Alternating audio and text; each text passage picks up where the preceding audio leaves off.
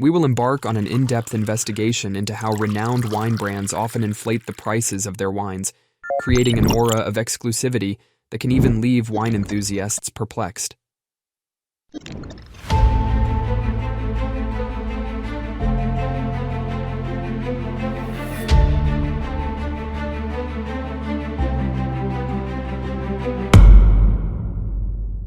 The bitter taste of inflated wine prices. A deep analysis. In the pursuit of the perfect wine, many of us succumb to the temptation of prestigious brands whose labels feel like a promise of excellence. But behind the glamour and reputation, there is often a hidden reality, a reality of inflated prices that deserves our attention. To begin with, let's compare these two realities: prestigious brands and lesser-known wines. On one side, we have the famous labels that dominate the wine store shelves. On the other, artisanal and lesser-known wines that often go unnoticed. It's time to unravel the mystery of quality. How do these wines compare when tasted side by side? Does this prestige label justify the high prices charged? Throughout this journey, we will hear from experienced sommeliers. However, beware. These sommelier analyses, and one sommelier in particular, are somewhat controversial. There are claims of fraudulent activities, a massive deception. But stick around until the end of the video. This man, Rode Kurniwal, hailing from Indonesia, built an empire in the heart of the wine industry, dazzling collectors and experts with his apparent passion and common knowledge. But behind the facade of a connoisseur was a master of fraud. In a world of wines where glamour and prestige merge with the finest vintages and coveted labels, his story serves as a warning to all of us. It involves an ordinary man, an outsider, someone who, for a while, was constantly surrounded by desire and admiration. Rode Kurniwal's story is a true saga of deceit in the wine world, where audacity met cunning. To understand how he managed to deceive wine auction experts, we need to delve into the secret world of his fraudulent techniques. One of Kurniwal's fundamental techniques was the acquisition of authentic empty bottles and blank labels. He would then fill these bottles with cheaper wines, often blending vintages and wines from different origins to create something resembling a prestigious label. Another deceptive technique was the ability to manipulate the palates of experts. Kurniwal was a master at making inferior quality wines appear authentic. He studied the characteristics of authentic vintages, including taste, aroma, and color, and used this knowledge to perfect his forgeries. Kurniwal was also extremely meticulous in his approach. In his hidden home away from the public eye, he maintained a true wine forgery laboratory, equipped with everything he needed to create deceptive bottles, from labels to sealing capsules. Kurniwal's ability to create convincing illusions was so refined that many of his forgeries ended up in prestigious wine auctions, where they were sold for astronomical sums. Experts often had no reason to suspect, as Kurniwal had an impeccable reputation and track record, so there was no reason to be suspicious of this guy. This guy was renowned, had many stories behind him. Knowing a bit about Kurniwal's story, I'll explain a bit about how wine scores and critics work, how these marketing tools and the influence of wine evaluations can affect the quantity and value of wines or something similar.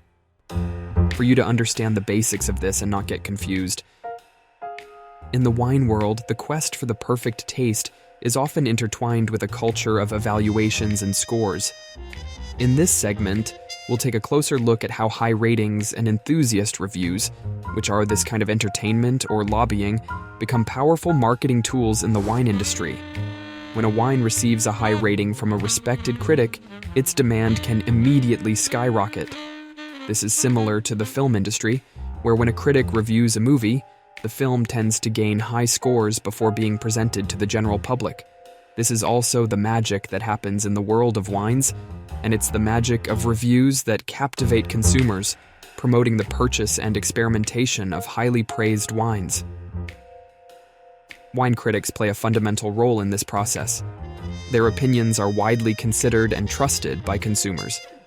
It's the same thing I mentioned about movies. Most of the time people trust critics, and sometimes critics make mistakes.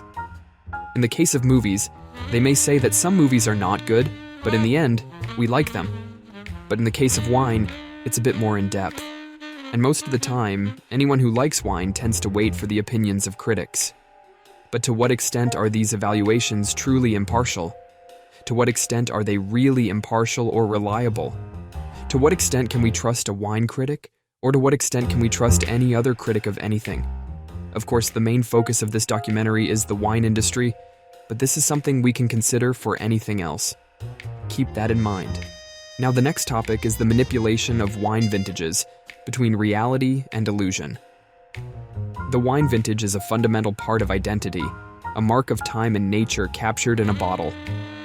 In this segment, we'll embark on an intriguing journey to explore how these wine vintages are labeled and marketed, often in an attractive, beautiful, but not always transparent and understandable way. When a vintage is exceptional, its reputation spreads like wildfire in the wine industry. Everyone knows about it. Of course, for those of us who are not in the know, we don't hear about it, and most of the time we buy wine just because it's a good deal, in quotes, from this area. This kind of news that a vintage was excellent spreads like wildfire everywhere. But how exactly is this reputation built? How are these wine vintages manipulated to be more attractive than they really are? This is another question for which we can't provide an exact answer, but we're researching here. We have some guesses, and I also found a channel here on YouTube that belongs to a guy who's really into the world of wine. He sent me a documentary from the Elementer channel, which I used as a basis for this documentary, and also covered a bit more than what was mentioned in the Elementer documentary, which is about the evaluations that exist in an app designed for people to taste wine and rate it there in that app.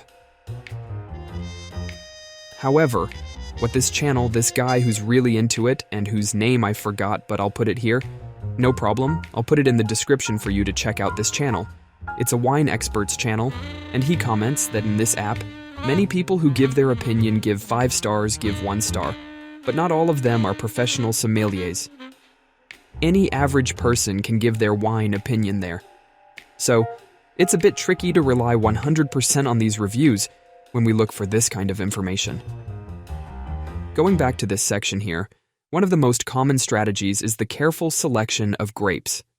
During the harvest, only the ripest and best quality grapes are chosen to create special vintage wines. This can create the illusion of an incredible vintage, even when the weather conditions were not ideal. Furthermore, this manipulation of vintages, different vintages of wines can be blended to create a more balanced and appealing wine.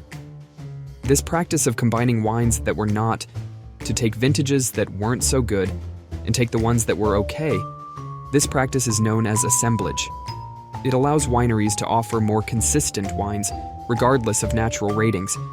This is something that always raises questions when we talk about vintages and their manipulation, because it's impossible to create a perfect vintage every year. Of course, it can happen, but not every year. Here, in this last topic, we have the history of frauds that have occurred in the wine industry. In other words, stories of frauds that have marked the wine industry over the years. We will present historical examples of frauds and news involving these wine industries. For example, there's the fake Sassicaia. Another Italian scandal hit the headlines in 2000 when the police raided a warehouse filled with over 20,000 bottles of Sassicaia in 1995. Fake bottles of the famous Super Tuscan wine were being sold on the roadside by the gang leader. In 2020, the Sassicaia forgery made headlines again, when fraudsters bottled and labeled fake bottles for vintages between 2010 and 2015. It is also believed that the wine used in the fake products originated from Sicily, the bottles from Turkey, and the fake labels, caps, and crates from Bulgaria. Another example involves the mixing of undeclared grapes. In 2008, also in Italy, the country was hit again by another scandal. Montesino producers were adulterating and deliberately mixing their wines made from Sangiovese grapes with Lancelota grapes, which are of lower quality and not allowed in the DOCG regulations, which is the Denominazione di Origine Controllata e Garantita. That's not very good in Italian, but you can understand. It's normally used to make lambrusco. Meanwhile, new investigations were also conducted and discovered that one of the largest estates in the region had been mixing Merlot with its Sangiovese for about 25 years.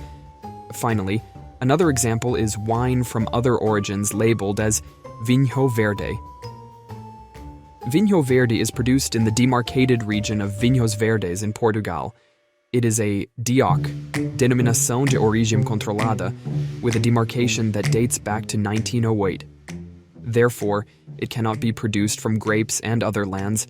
However, in late 2019, journalists from Correio da Manhã in Portugal witnessed the arrival of tanker trucks with grapes of unknown origin for the production of wine in Portuguese cellars, from which it emerged as Vinho Verde and certified, showing a lack of traceability in the custody chain.